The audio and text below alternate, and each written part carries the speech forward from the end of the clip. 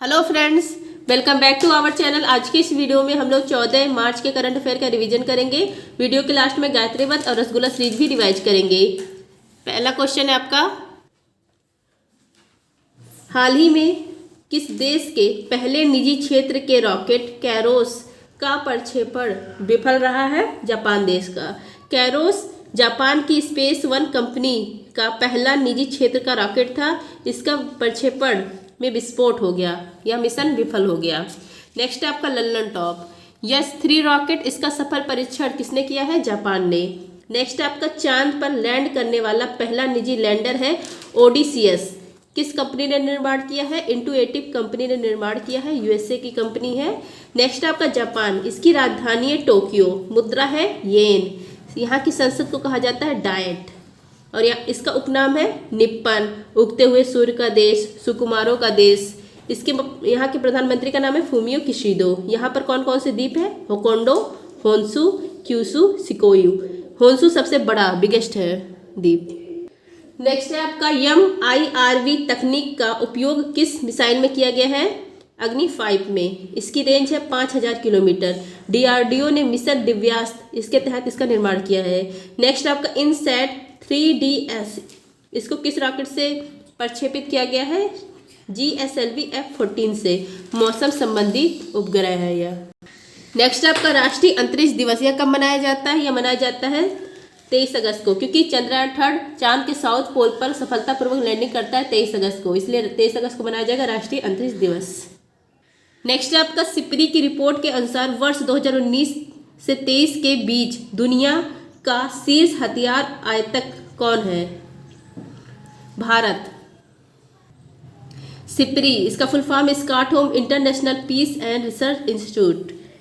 अभी हाल ही में सिपरी ने रिपोर्ट जारी की है 2019 से 23 के बीच में, मतलब इतने के बीच में, ईयर के बीच में हथियार के आंकड़ों की रिपोर्ट जारी की गई है। पूरे वर्ल्ड में सर्वाधिक हथियार वाला निर्यातक देश पहले स्थान पर है USA, दूसरा स्थान है फ्रांस। निर्यातक का मतलब होता है बनाना, किस देश में सबसे ज़्यादा बन रहा है हथियार, तो सबसे ज़्यादा USA में बन रहा है और सेकंड फ्रांस है। और सर्वाधिक हथियार आयातक कौन दूसरे देशों से हथियार मंगवा रहा है? तो उसमें पहले स्थान पर है इंडिया, दूसरा स्थान है सऊदी अरब का। इंडिया जो अपने हथियार सर्वाधिक किस देश से मंगाता है? रूस से मंगाता है। 36% हथियार रूस से आते हैं। फ्रेंड, जिसको भी इसका PDF चाहिए आप लोग टेलीग्राम पर सर्च करेंगे @justdoityar, वहाँ पर मेरा चैनल आ जाएगा। वहाँ पर मैंने मैसेज पिन कर दिया है कि किस प्रकार आपको इसका करंट अफेयर का PDF मिल सकता है। और मैं इस समय नवीन सर का जो प्रैक्टिस सर करवा रहे हैं हिंदी का, उसका भी PDF प्रोवाइड कर रही हूँ। अगर आप लोग को उसको भी लेना है तो उसकी भी जानकारी मैंने टेलीग्राम पर दे दी है। नेक्स्ट है आपका लल्लन टॉप, भारत शक्ति अभ्यास, इसका आयोजन राजस्थान के पोखरण में किया गया। नेक्स्ट आपका शेयर मार्केट में भारत की रैंक और ग्लोबल फायर पावर इंडेक्स में भारत की रैंक कितनी है? 4th है। नेक्स्ट आपका प्रबल, यह लंबी दूरी का रिवॉल्वर है और इसका निर्माण किया गया कानपुर में। नेक्स्ट आपका नाटो का नवीनतम देश है 32 नंबर का स्वीडन। 31वां कौन है? फिनलैंड है। नेक्स्ट है आपका हाल ही में भारत की राष्ट्रपति द्रौपदी मुर्मू किस देश के राष्ट्रीय दिवस समारोह का मुख्य अतिथि चुना गया है? इनको मॉरिशस देश। राष्ट्रपति द्रौपदी मुर्मू ये 3 दिन की यात्रा पर गई हैं मॉरिशस। मॉरिशस में 12 मार्च को मनाया जाता है राष्ट्रीय दिवस। क्यों 12 मार्च को ही मनाया जाता है? क्योंकि 12 मार्च 1968 से यह इंग्लैंड से मुक्त हुआ था, इंग्लैंड से आज़ाद हुआ था, और 12 मार्च 1999 को इसने रिपब्लिक बना था, इसलिए इसने 12 मार्च को राष्ट्रीय दिवस के रूप में मनाना स्टार्ट किया। और यहाँ के मॉरिशस के प्रधानमंत्री का नाम है प्रविंद कुमार जगन्नाथ और राष्ट्रपति का नाम है पृथ्वीराज। तो इसी राष्ट्रीय दिवस पर मुख्य अतिथि के रूप में गई है हमारी राष्ट्रपति द्रौपदी मुर्मू। इनके साथ 2 जहाज भी गए हैं, INS तीर और INS सारथी। नेक्स्ट आपका लल्लन टॉप, मालदीव की राजधानी है माले, श्रीलंका की राजधानी है श्री जयवर्धनपुरे कोट्टे, मॉरिशस की राजधानी है पोर्ट लुइस, सेल्स इसकी राजधानी है सेल्सस विक्टोरिया राजधानी है। नेक्स्ट आपका 26 जनवरी 2024 को गणतंत्र दिवस पर मुख्य अतिथि कौन थे? 75 गणतंत्र दिवस पर फ्रांस के राष्ट्रपति इमैनुअल मैक्रोन। नेक्स्ट आपका द्रौपदी मुर्मू यह झारखंड की पहली महिला राज्यपाल रह चुकी हैं। ये कहाँ से है? मयूरभंज उड़ीसा, यहाँ पे इनका जन्म हुआ था। और इन्होंने राष्ट्रपति जो चुनाव हुआ था उसमें किसको हराया था? यशवंत सिन्हा को। नेक्स्ट आपका राष्ट्रपति के चुनाव में इलेक्टेड एमपी और इलेक्टेड एमएलए भाग लेते हैं, इसमें नॉमिनेटेड नहीं भाग लेते हैं। और दिल्ली पुडुचेरी विधानसभा भी इसमें शामिल किया गया है किस संविधान संशोधन के तहत, 70 नंबर का संविधान संशोधन के तहत। और इसका उल्लेख है 54 में, अनुच्छेद 54 में राष्ट्रपति के निर्वाचन का उल्लेख। नेक्स्ट आपका राष्ट्रपति, राज्यपाल, उपराष्ट्रपति, इनकी न्यूनतम आयु है 35 वर्ष। नेक्स्ट आपका ऊर्जा, पर्यावरण और जल परिषद की रिपोर्ट के अनुसार उपचारित अपशिष्ट जल प्रबंधन के क्षेत्र में अग्रणी राज्य कौन सा है? अग्रणी राज्य है Haryana. CEEW council of energy, environment and water, इसके द्वारा अपशिष्ट जल प्रबंधन की रिपोर्ट जारी की गई है। इसमें पहला स्थान है हरियाणा का, दूसरा स्थान है कर्नाटक का, तीसरा स्थान है पंजाब का, चौथा स्थान है राजस्थान का। तो टॉप पर पूछा है तो टॉप पर कौन है? हरियाणा है, और बॉटम पर छत्तीसगढ़ है। नेक्स्ट है आपका लल्लन टॉप, हड़प्पा सभ्यता का सबसे बड़ा संग्रहालय, यह कहाँ पर है? राखीगढ़ी, हरियाणा में। शुद्ध शून्य कार्बन उत्सर्जन, इसका लक्ष्य है 2070। नेक्स्ट आपका स्वच्छता सर्वेक्षण में टॉप शहर है इंदौर और सूरत, दोनों टॉप पर है। और राज्य में पूछे तो महाराष्ट्र है। हरियाणा के नए सीएम कौन बने हैं? नायब सैनी बने हैं। मनोहर लाल खट्टर, इन्होंने इस्तीफा दे दिया, उसके बाद नायब सैनी यहाँ के हरियाणा के मुख्यमंत्री बने हैं। नेक्स्ट आपका हाल ही में दुनिया की पहली 3D प्रिंटेड मस्जिद का निर्माण कहाँ पर हुआ है? सऊदी अरब में। विश्व की पहली 3D प्रिंटेड मस्जिद, इसका निर्माण किया गया है जेद्दा, सऊदी अरब में। और निर्माण कौन करेगा? चीन के द्वारा इसका निर्माण किया जाएगा, लेकिन कहाँ पर? तो जेद्दा, सऊदी अरब में किया जाएगा। इसका फायदा क्या होगा? इसका फायदा होगा कि बर्बादी कम होगी, संसाधन अनुकूलतम यूज किया जाएगा, चोट से मृत्यु होने का डर कम होगा। और इसका जो पहली 3D प्रिंटेड मस्जिद बनी है, इसका नाम क्या है? मोहम्मद शरफ तल्ली मस्जिद। नेक्स्ट है आपका लल्लन टॉप, सऊदी अरब, इसकी राजधानी है रियाद, मुद्रा है रियाल। यहाँ पर अल नैफूद मरुस्थल और रब अल खाली मरुस्थल है, यह सबसे रेतीला मरुस्थल है, रब अल खाली। नेक्स्ट आपका भारत का पहला 3D प्रिंटेड मंदिर है, तेलंगाना में बना। नेक्स्ट आपका भारत का पहला 3D मुद्रित डाकघर या बेंगलुरु में। नेक्स्ट आपका फारस की खाड़ी और लाल सागर दोनों से सीमा बनाने वाला एकमात्र देश है सऊदी अरब। नेक्स्ट आपका यूनेस्को का 45वां सत्र यह आयोजित किया गया था रियाद में। और यहीं पर भारत के 2 हेरिटेज शामिल होते हैं, कौन कौन से? शांति निकेतन, यह है पश्चिम बंगाल में, और होयसल मंदिर, यह है कर्नाटक में। और अगर आपसे पूछे यूनेस्को का 46 सत्र कहाँ पर आयोजित होगा, तो यह आयोजित होगा भारत में। नेक्स्ट आपका हाल ही में गृह मंत्रालय ने 17 सितंबर को किसका स्वाधीनता दिवस घोषित किया है? हैदराबाद का। हैदराबाद स्वाधीनता दिवस यह मनाने की घोषणा की गई है कब? 17 सितंबर को। 1948 में ऑपरेशन पोलो चलाया गया था। यहाँ पर पहले निजाम, जब भारत आज़ाद हुआ था तो निजाम थे यहाँ पर, मतलब थे वो भारत को, मतलब इस हैदराबाद में शामिल नहीं होने दे रहे थे भारत को। तो निजामों से मुक्ति दिलाने के लिए ऑपरेशन पोलो चलाया गया था। 17 सितंबर 1948 को निजाम से मुक्ति पाई गई थी। तो अभी हाल ही में 17 सितंबर को गृह मंत्रालय ने घोषणा की है कि हैदराबाद स्वाधीनता दिवस के रूप में मनाया जाएगा। नेक्स्ट आपका लल्लन टॉप, ऑपरेशन मेघदूत 1984 में चलाया गया था सियाचिन फतेह करने के लिए। सियाचिन ये कहाँ पर है स्थान? लद्दाख में है। वर्ल्ड का सबसे ऊंचा युद्ध भूमि है, विश्व का सबसे ऊंचा युद्ध भूमि है। और यहाँ पर तैनात होने वाली पहली महिला अधिकारी है कैप्टन शिवा चौहान। और यह किस नदी घाटी की तरफ है? कहाँ पर है? नुब्रा नदी घाटी यहाँ पर है। नेक्स्ट आपका ऑपरेशन पवन श्रीलंका में चलाया गया था लिट्टे के खिलाफ। ऑपरेशन कैक्टस मालदीव में चलाया गया था। वहाँ की सेना थी वो मालदीव की सत्ता को हड़पना चाहती थी, तब भारत ने उस समय मदद की थी ऑपरेशन कैक्टस चलाकर। और आज मालदीव ही हमें आग दिखा रहा है, उसको आग हम लोग भी दिखा दिए। नेक्स्ट आपका ऑपरेशन 0 आवर्स, यह 9 अगस्त 1942 को भारत छोड़ो आंदोलन के उसी दिन, मतलब शुरू होने से ठीक रात 12 बजे यह स्टार्ट किया गया था। हाल ही में राष्ट्रीय कार्यक्रम Khelo India rising talent identification programme Kirti का शुभारंभ कहाँ पर हुआ है? इसका शुभारंभ किया गया है चंडीगढ़ में। कीर्ति यह एक राष्ट्रीय कार्यक्रम है, इसका फुल फॉर्म है Khelo India rising talent identification program. Launch किया है श्री अनुराग सिंह ठाकुर, खेल मंत्री ने इसको लॉन्च किया है। कहाँ पर लॉन्च किया है? चंडीगढ़। इसका उद्देश्य है जमीनी स्तर पर खेल प्रतिष्ठा को पहचानना और उसको सपोर्ट करना। और इसकी एज दी गई है 9 से 18 वर्ष। और अगर जिसको जिसको मतलब बहुत बच्चे ऐसे रहते हैं कि उनके प्रतिभा है लेकिन उनके पास सपोर्ट नहीं है, तो उन्हीं बच्चों के लिए स्टार्ट किया गया है। इसके लिए आप माई भारत पोर्टल पे जाइए, ऑनलाइन फॉर्म भरिए, फिर टीम आएगी, आपको चेक करेगी कि आप उस लायक हैं कि नहीं। अगर आप उस लायक हैं, आपके अंदर प्रतिभा है खेल की, तो आपको ले जाएंगे, आपको सपोर्ट करेंगे। नेक्स्ट है आपका लल्लन टॉप खेलो इंडिया यूथ गेम्स छठे क्रम का इसका आयोजन किया गया था तमिलनाडु में। शुभंकर वीर मंगाई पहला स्थान महाराष्ट्र का। नेक्स्ट आपका खेलो इंडिया यूनिवर्सिटी गेम्स चौथे क्रम का इसका आयोजन किया गया असम में। शुभंकर है अष्टलक्ष्मी पहला स्थान आया है चंडीगढ़ यूनिवर्सिटी का। नेक्स्ट आपका खेलो इंडिया पैरा गेम्स पहली बार आयोजित किया गया नई दिल्ली में। शुभंकर है उज्ज्वला पहला स्थान आया हरियाणा का। नेक्स्ट आपका खेलो इंडिया बीच गेम्स इसका आयोजन किया गया दीप में, पहला स्थान आया है मध्य प्रदेश का। नेक्स्ट आपका हाल ही प्रधानमंत्री श्री नरेंद्र मोदी ने कोचरब आश्रम का उद्घाटन कहाँ पर किया है? गुजरात में साबरमती आश्रम। यहाँ पर प्रधानमंत्री मोदी ने 12 मार्च को कोचरब आश्रम का उद्घाटन शुभारंभ किया है। इस आश्रम का नाम पहले हरिजन आश्रम था और यह आश्रम भूमि वंदना योजना के तहत इसका शुभारंभ किया गया है।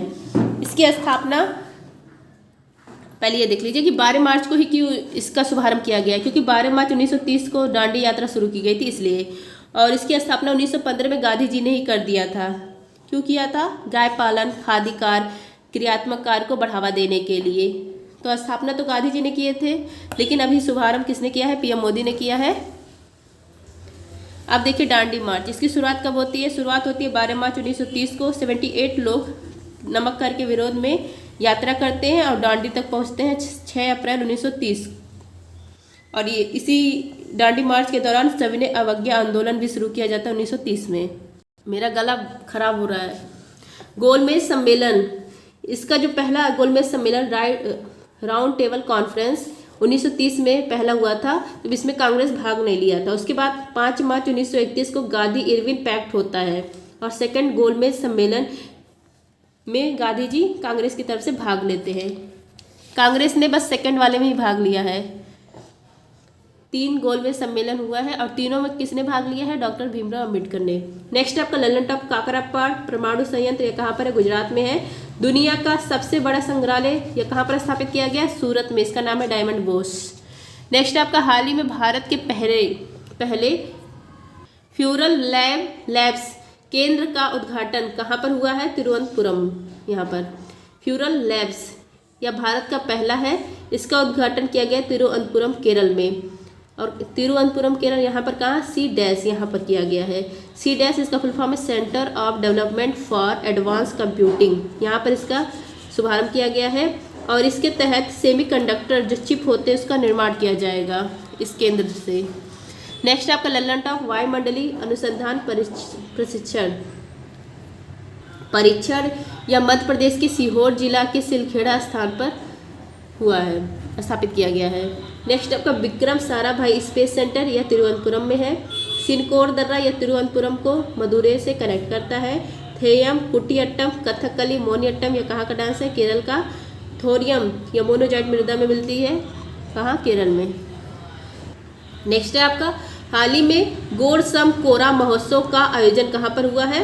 अरुणाचल प्रदेश में। गोरसम कोरा महोत्सव इसका आयोजन किया गया अरुणाचल प्रदेश में। यहाँ पर तवांग स्थान है, यहीं पर यहाँ पर बौद्ध धर्म का मठ है, यहीं पर इसका आयोजन किया गया बौद्ध भिक्षुओं के लिए। और साथ ही में यह भारत भूटान की दोस्ती को बढ़ावा भी देता है, क्योंकि भूटान में भी बौद्ध भिक्षु हैं और यहाँ इस स्थान पर भी बौद्ध भिक्षु हैं।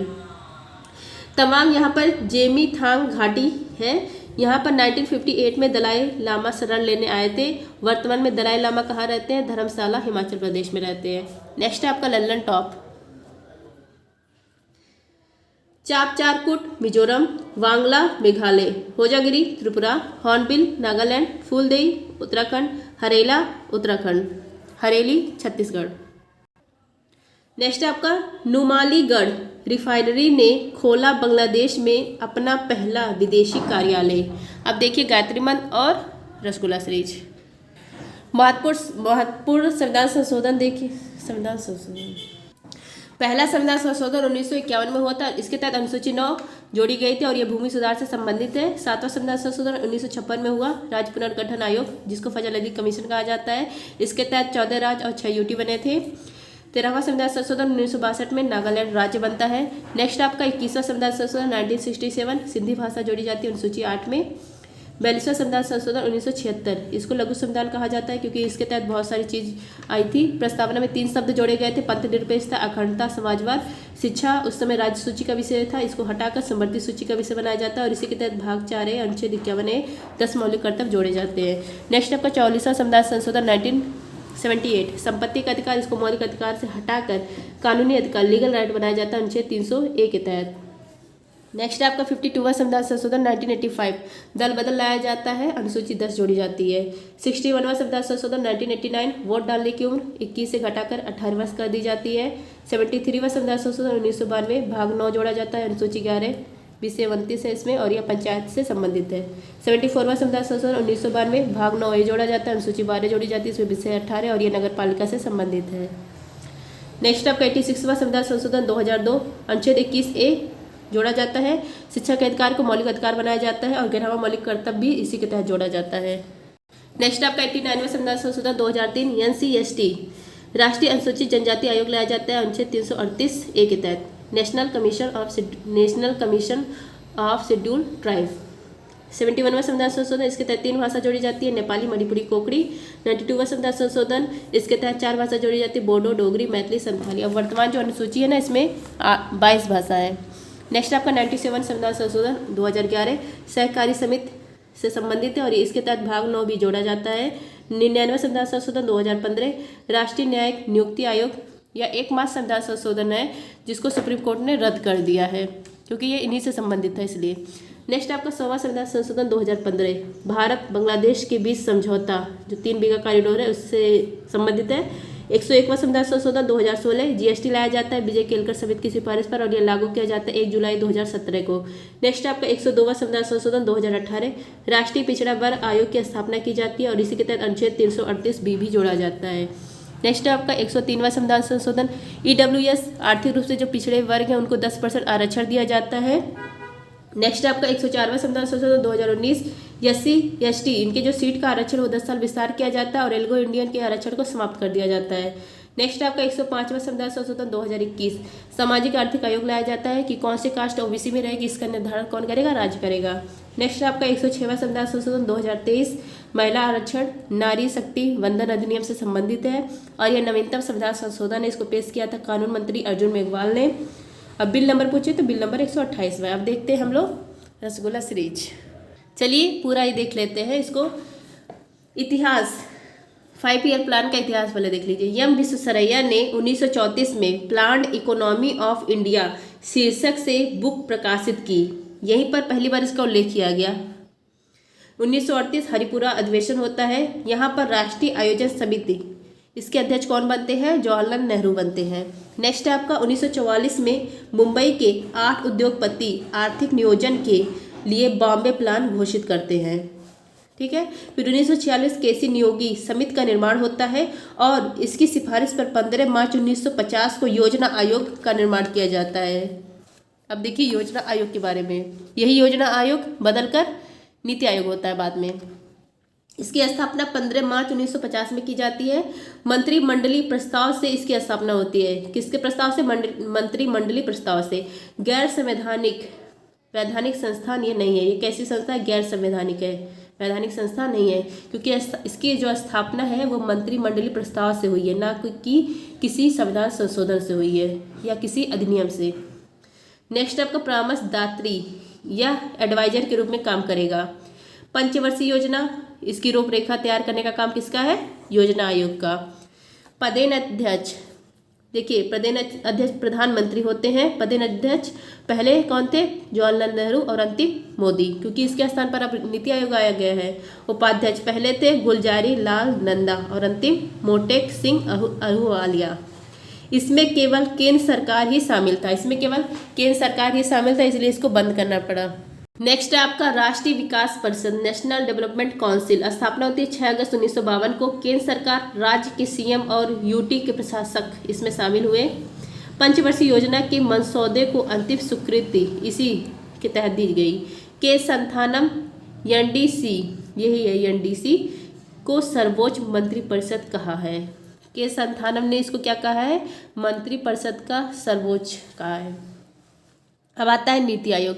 नीति आयोग एनडीसी और योजना आयोग पर आया। इन दोनों के स्थान पर कौन आ गया, नीति आयोग आ गया। नेशनल इंस्टीट्यूट ट्रांसफॉर्मिंग इंडिया, राष्ट्रीय भारत परिवर्तन संस्थान, इसका गठन 1 जनवरी 2015 को मंत्रिमंडलीय प्रस्ताव से स्थापना की गई। या गैर संवैधानिक गैर वैधानिक संस्था है। थिंक टैंक, इसको कहा जाता है थिंक टैंक, सोचने वाली संस्था है ये। नीति आयोग कैसी है, सोचने वाली संस्था है। सहकारी संघवाद सिद्धांत पर यह काम करता है। नीति निर्माण में केंद्र और राज्य दोनों इसमें शामिल किए गए। अगर कोई नीति बनती है तो इसमें केंद्र और राज्य दोनों शामिल किए गए हैं। अध्यक्ष प्रधानमंत्री होता है। पहले अध्यक्ष मोदी और वर्तमान में भी मोदी हैं, क्योंकि वर्तमान पीएम कौन है, मोदी ही हैं। उपाध्यक्ष पहले थे अरविंद पनघटिया, वर्तमान में कौन है, सुमन बेरी। अब बताइए अरविंद पनघटिया ये 16वें वित्त आयोग के अध्यक्ष बने अभी हाल ही में। पीएम द्वारा ये नियुक्त किया जाता है उपाध्यक्ष। नेशनल का मुख्य कार्यकारी अधिकारी सीईओ, पहले सिंधु खुल्लर, वर्तमान में वीवीआर सुब्रमण्यम। नेक्स्ट आपका गवर्निंग काउंसिल, राज्य के सीएम, यूटी प्रशासक या उपराज्यपाल। गवर्निंग काउंसिल में जो शामिल होते हैं पूर्वकालिक सदस्य, जो पूर्वकालिक सदस्य वो भी 4 होते हैं। देख लीजिए इनके नाम कौन कौन है इस समय। वीके सारास्वत, रमेश चंद, पीके पाल, अरविंद वीरमानी, ये नवीनतम अभी हाल ही में नियुक्त हुए हैं। पदेन सदस्य ये भी 4 होते हैं। एक्स ऑफिसर्स मेंबर, रक्षा मंत्री हैं, वित्त मंत्री है, कृषि मंत्री और गृह मंत्री, सबका नाम यहाँ दिया है। नेक्स्ट है अब आता है पंचवर्षीय योजना, 5 ईयर प्लान। पहली पंचवर्षीय योजना या 1 अप्रैल 1951 को स्टार्ट होती है और 1956 तक चलती है। मॉडल है हेयर डॉमर मॉडल है, हेयर डॉमर मॉडल। के एन राज के प्रारूप तैयार किया। प्रारूप कौन तैयार किया था, के एन राज। फोकस इसका था कृषि और सिंचाई परियोजना पर। फिर 2 अक्टूबर 1952 सामुदायिक विकास कार्यक्रम सीडीपी, कम्युनिटी डेवलपमेंट प्रोग्रामिंग, यह पद स्टार्ट किया जाता है। ब्लॉक डेवलपमेंट ऑफिसर बीडीओ, या इसी मतलब ये आता है तो इसी पर बीडीओ ये जो पद है इसको स्टार्ट किया जाता है। नेक्स्ट आपको 1953 राष्ट्रीय प्रसार सेवा, ये इसी जो पहली पंचवर्षीय योजना है ना उसी के तहत ये सारे काम हो रहे हैं। नेक्स्ट आपको बहुराष्ट्रीय नदी घाटी योजना, इसके तहत दामोदर, भाखड़ा नागल, हीराकुंड यहाँ बनते हैं। ये सारी नदी घाटी परियोजना बनती है। इसको PJLN कहा गया है, आधुनिक भारत का मंदिर कहा गया है। PJN नहीं कहा गया है, पंडित जवाहरलाल नेहरू ने इसको आधुनिक भारत का मंदिर कहा है। और अगर पूछे वृद्धि दर, टारगेट था 2.1% और प्राप्त हुआ था 3.6%, तो टारगेट से ज़्यादा प्राप्त हुआ था। नेक्स्ट आपका second 5 year plan 1956-61 PC Mahalanobis model पर आधारित था। 29 जून को उनके बर्थडे के दिन राष्ट्रीय सांख्यिकी दिवस मनाया जाता है। इस पर किस बल दिया गया था, भारी उद्योग पर बल दिया गया था। एग्जाम्पल है लौह इस्पात उद्योग। इस सेकंड 5 ईयर प्लान में 3 आयरन स्टील प्लांट स्थापित किए गए थे। भिलाई छत्तीसगढ़ में सहायता किसने की थी, सोवियत संघ रूस ने। राउरकेला उड़ीसा में सहायता की थी जर्मनी ने। दुर्गापुरा यह पश्चिम बंगाल में सहायता की थी इंग्लैंड ने। नेक्स्ट आपका इसका एग्जाम्पल है यहाँ पर इंटीग्रल कोच फैक्ट्री, इसकी भी स्थापना की गई थी। CDP कार्यक्रम की समीक्षा के लिए 1957 में बलवंत राय मेहता समिति का भी निर्माण होता है। जो सामुदायिक विकास कार्यक्रम स्थापित किया गया तो उसकी समीक्षा के लिए बलवंत राय मेहता समिति का निर्माण किया जाता है। और 2 अक्टूबर 1959 को राजस्थान के नागौर से त्रिस्तरीय पंचायती राज की शुरुआत होती है और 1 जनवरी 1958 को DRDO की स्थापना की जाती है इसी सेकंड 5 ईयर प्लान के तहत। अब आता है थर्ड 5 ईयर प्लान 1961 से 66 रहा। स्थिति 1962 में चीन का भारत पर आक्रमण, 1965 में भारत पाक का युद्ध हुआ था और 1965-66 में भीषण सूखा पड़ गया था। तो इसको नाम दिया गया था टेक ऑफ स्टेज, नाम दिया गया था। स्वयं स्फूर्तिवान अवस्था, क्योंकि यह योजना असफल रही, क्योंकि ये कारण है तीनों। सुखमय चक्रवर्ती मॉडल पर आधारित था और इसके तहत बोकारो स्टील प्लांट झारखंड में स्थापित किया गया था रूस की सहायता से। ज़्यादा काम से थर्ड 5 ईयर प्लान में नहीं हो पाया था। ये थर्ड 5 ईयर प्लान ही 1964 में industrial development bank of India की स्थापना, 1964 में यूनिट ट्रस्ट ऑफ इंडिया की स्थापना, 1965 में फूड कॉरपोरेशन ऑफ इंडिया की स्थापना, भारतीय खाद्य विभाग की खाद्य संकट फूड क्राइसिस भी इस समय आया था। पहले जो प्रधानमंत्री थे उनकी मृत्यु हो गई थी 1964 में। प्लान हॉलीडे योजना अवकाश, फिर 3 साल का योजना अवकाश होता है। 1966 से 67, 1967 से 68, 68 से 69। 1969 में लीड बैंक योजना नारीमत समिति की सिफारिश पर आता है। खाद्यान्न संकट, इसके लिए हरित क्रांति यह स्टार्ट किया जाता है। हरित क्रांति जो नाम है यह देने वाले बिलियन गार्ड है। विश्व में जनक नॉर्मन बोरलॉग या भारत में एम एस स्वामीनाथन। हरित क्रांति की शुरुआत गेहूं में की गई थी। कितने एरिया पे? पंजाब, हरियाणा, पश्चिमी उत्तर प्रदेश, उत्तरी राजस्थान। मेनली 3 चीज़ें स्टार्ट की गई थी: उच्च गुणवत्ता वाले बीज, रासायनिक उर्वरक और सिंचाई। हरित क्रांति का यूज किया गया था जिससे मतलब खाद्यान्न की जो समस्या है उससे निपटा जा सके।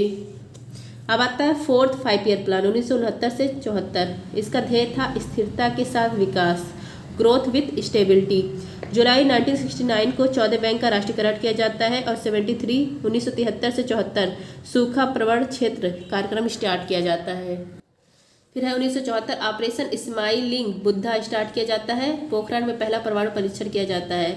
परिवार नियोजन कार्यक्रम भी स्टार्ट होता है। प्रारूप कौन सा था? गॉडगिल प्रारूप पर ही आधारित था। नेक्स्ट आपका 5वां 5 ईयर प्लान 1974 से 78। एकमात्र ऐसा 5 ईयर प्लान है जो समय से पहले समाप्त हो गया, केवल 4 वर्ष चला था। 1978 में जनता पार्टी की सरकार आती है और प्रधानमंत्री बनते हैं मोरारजी देसाई, तो इन्होंने योजना को समाप्त कर दिया। गरीबी उन्मूलन के साथ विकास इसका उद्देश्य था। आत्मनिर्भरता को बढ़ावा देना। 1974 में न्यूनतम आवश्यकता कार्यक्रम स्टार्ट किया जाता है और 2 अक्टूबर 1975 को क्षेत्रीय ग्रामीण बैंक की स्थापना होती है। 1977-78 काम के बदले अनाज कार्यक्रम भी स्टार्ट होता है और मॉडल था डी.वी. धर मॉडल था। नेक्स्ट आपका रोलिंग प्लान लाया जाता है क्योंकि मोरारजी देसाई आते हैं तो योजना को समाप्त कर देते हैं, 4 साल चलता है। उसके बाद रोलिंग प्लान लेके आते हैं, अनवरत योजना लेके आते हैं। 1978 से 79 चलता है, 79 से 80। इसके प्रतिपादक विश्व में कौन है? Gunnar Myrdal. इनकी बुक का नाम है एशियन ड्रामा। उसके बाद फिर छठा 5 ईयर प्लान आता है 1980 से 85, क्योंकि जो केंद्र में है कांग्रेस वो फिर से आ गई है, कांग्रेस की सरकार फिर से आ गई है। आगत निर्गत मॉडल पर यह स्थापित मतलब मॉडल पर आधारित था। आगत निर्गत, इनपुट आउटपुट। रोजगार सृजन, गरीबी उन्मूलन, इस पर बल दिया गया। 24 कैलोरी ग्रामीण का और 2100 कैलोरी शहरी। 1980 में 6 बैंकों का राष्ट्रीयकरण होता है। 1982 में नबार्ड और एग्जिम बैंक की स्थापना। रोजगार मानक वर्ष, एक वर्ष में 273 दिन और एक दिन में 8 घंटे। 15 वर्ष को ध्यान में रखकर नीतिगत विकास। नेक्स्ट आपका 7वां 5 ईयर प्लान 1985 से 90। नारा दिया गया है रोजी रोटी और उत्पादकता, भोजन काम और उत्पादकता। यह नारा दिया गया। रोजी मतलब भोजन, रोटी मतलब काम, उत्पादकता, इसका मतलब नारा दिया गया। निजी क्षेत्र को वरीयता देना। 1986 में स्पीड पोस्ट की शुरुआत की जाती है। 1987 में ट्राइफेड जनजातीय सहकारी विकास संघ की स्थापना होती है। जनजातीय क्षेत्रों के उत्पादों को बेचने के लिए बाजार की व्यवस्था कराने के लिए यह स्टार्ट किया गया। 1988 में सेवी की स्थापना। 1985 में इंदिरा आवास योजना स्टार्ट किया जाता है। अब इसका नया नाम हो गया प्रधानमंत्री आवास योजना। नेक्स्ट आपका योजना आकाश 2 साल का आता है 1990 से 91, 91 से 92। उस समय प्रधानमंत्री थे नरसिम्हा राव, वित्त मंत्री थे मनमोहन सिंह। विदेशी मुद्रा भंडार, इस पर संकट आ गया था। LPG नीति अपनाई गई थी और यह मॉडल किसका था? राव सिंह मॉडल सुधार, मतलब ये था। L मतलब लिबरलाइजेशन, उदारीकरण। P मतलब